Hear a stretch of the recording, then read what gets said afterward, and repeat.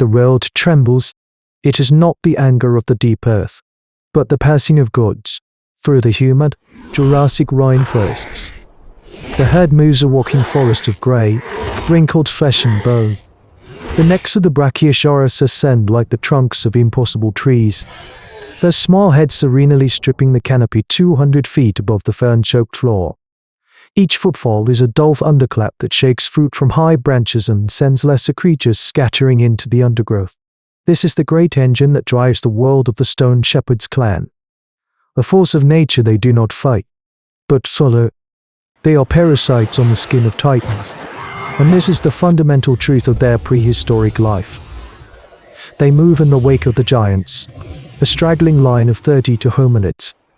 The path ahead is a freshly carved highway of crushed cycads and trampled earth, a gift of passage through a jungle that would otherwise swallow them whole. The immense presence of the herd is a shield, its sheer volume a warning that keeps the sharp-toothed hunters, the lurking horrors with sickle claws and serrated teeth at a respectful distance. For the clan, the low, gut-rumbling calls of the sauropods are not a threat, but a lullaby of safety. This delicate, unintentional symbiosis is the masterpiece of their survival, a strategy born from generations of observation that defines this unique chapter of hominid history. At the head of the column walks Allosaurus. Her back is bent by 80 seasons of walking, her sky a map of wrinkles that charts the clan's long story. In her mind is a different map, a sacred cartography of memory detailing the migration patterns of the long necks. She knows the ancient rivers they will cross, the salt licks they will see, the groves of giant ferns where they will linger. She is the anchor, the compass, the living memory that transforms a terrifying world into a home. The clan follows her without question, for her knowledge is the only thing more vast and more vital than the giants themselves. But today, the rhythm is broken, and Laura stops. The clan halts behind her, a ripple of unease passing through them. She stands at a fork in the giant's path, a place where a smaller stream cuts across the main trail. Her gaze is distant, unfocused. Her lips move, whispering names of landmarks that are not there. Kael, her young apprentice, steps forward, his face etched with a concern he tries to hide. He sees her hand tremble, her knuckles white where she grips her walking staff. The bow stretches in the silence, broken only by the munching of the herd and the drone of insects. A cold fear begins to coil in the bellies of the clan. The map is blurry. Laura blinks, her eyes finding focus again. She seems to shake off the momentary fear, a flicker of shame crossing her face before it is replaced by her customary iron certainty. This way, she rasps, her voice dry as dead leaves, pointing with her staff down the path that veers away from the water. The stream bank is soft here, unsafe.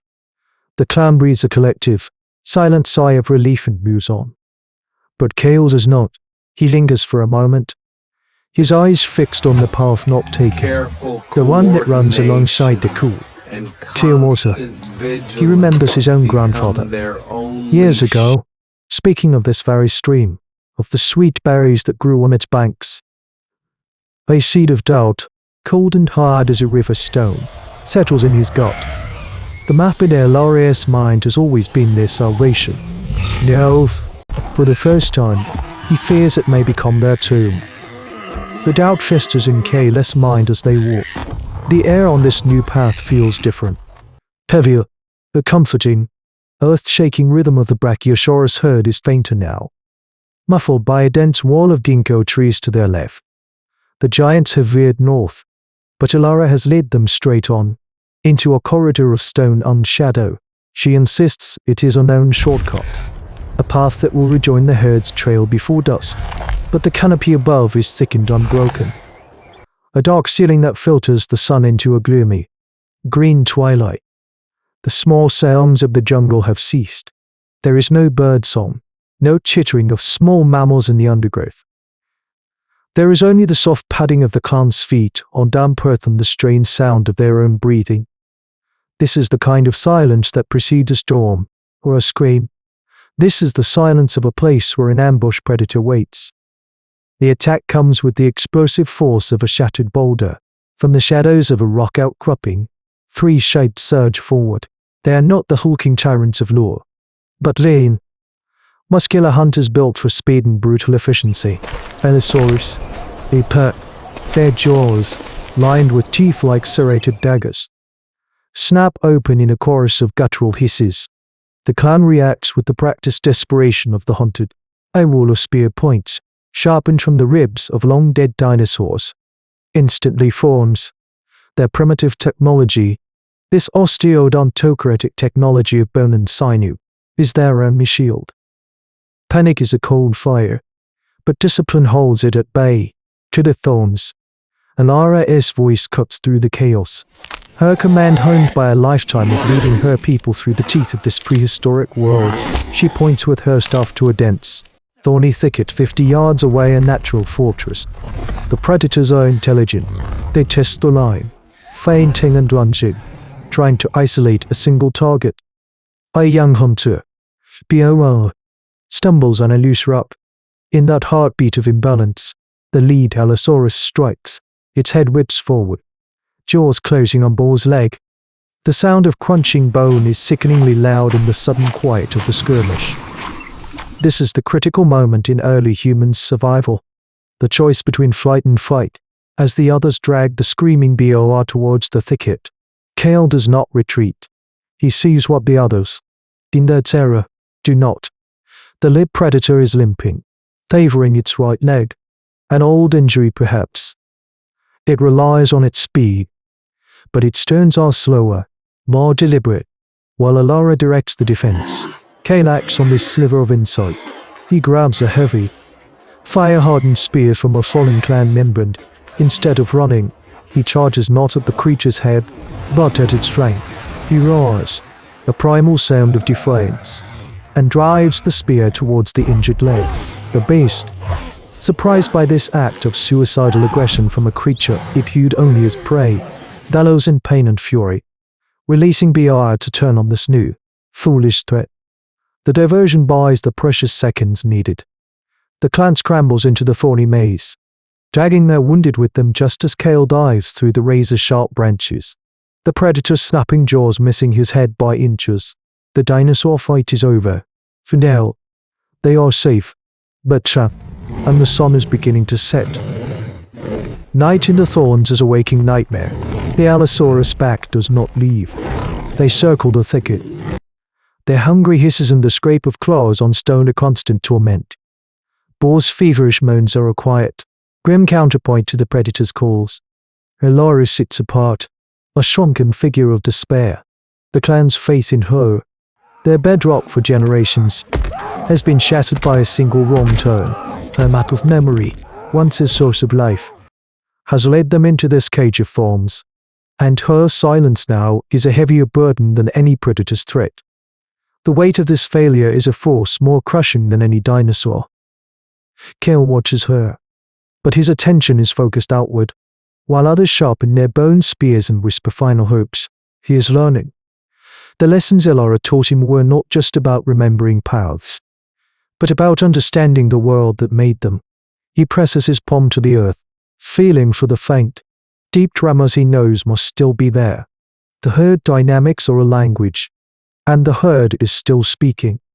He closes his eyes, filtering out the sounds of fear beside him, listening for the distant, low-frequency hum of the giant.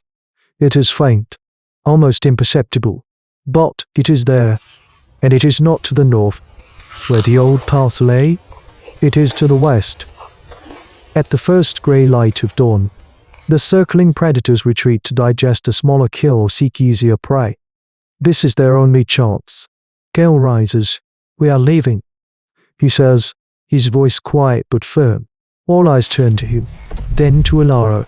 She does not move. She simply looks at him, her eyes clouded with a weary shame. Kael goes to her. "The giants are west," he says softly. "I can feel them." She slowly shakes her head. "The western hills are barren. There is nothing for them there. My memory." She trails off, her voice cracking. "Your memory is of what was," Kael insists. his voice gaining a strength that surprises even him. The herd knows what is. The world changes. We must change with it. This is the fulcrum upon which their survival balances. An entire culture of ancient humans built on the wisdom of the elder is being asked to abandon it for the instinct of the young. Kael turns to the others. He points to the ground, showing them the faint indentations left by a passing reptile. Noting how the dew has settled, he explains the subtle shift in the wind, carrying a scent of crushed pine that only grows in the high hills. These are the details of a living map, one read in real time. This is the evolution of survival skills. Finally, Ella arises. She walks to Kael and places her ancient, gnarled walking staff in his young hands. It is a coronation without a crown. An abdication of power born not of weakness, but of ultimate love for her clan. An act of pure altruism. They follow him. The trek is a grim ordeal. Carrying BOR on a makeshift stretcher, every shadow a potential apex predator. They find the herd's trail where Kael said it would be, leading into the rugged, unexpected terrain. And then they see it, from a high ridge. They look down into a hidden valley. A slash of impossible green and archaeology of the deep past would one day puzzle over. A geothermal spring feeds a lush basin of cycads and ferns the giants are now feasting upon. They have found a sanctuary, a new shore on their endless journey. Kael has not just saved them, he has forged a new way of knowing. The clan looks upon him, their new leader, and understands that survival is not a map of memory, but the courage to draw a new one, step by painful step, in the shadow of giants. This is the quiet engine of human evolution. It is not found in the thunderous dinosaur battle or the clash of titans, but in the silent moments between terror and decision. It is the transfer of a wooden staff from a trembling, aged hand to one that is steady and young. For these hominids, the world was not a thing to be conquered, but a current to be navigated. With predators for rocks and the giants for the tide, their struggle was a lesson written in bone and blood. Memory is a vital anchor, but instinct is the rudder. Elora's knowledge built the clan, but Kael's willingness to question it, to read the world as it is rather than as it was, ensured it would endure. This delicate dance between tradition and adaptation, between the wisdom of the past and the desperate needs of the present, is the story of our own ascent. Their ordeal in a world of dinosaurs forged the very cognitive tools, the analytical foresight, the adaptive reasoning that would allow their descendants, generations later, to stop following the giants and begin shaping the world in their own image. What greater legacy is there than a map that shows not where to go, but how to find the way? For every path worn into the earth, another is waiting to be discovered in the mind. But across the great sport water, a different clan learns that some giants do not walk, but swim.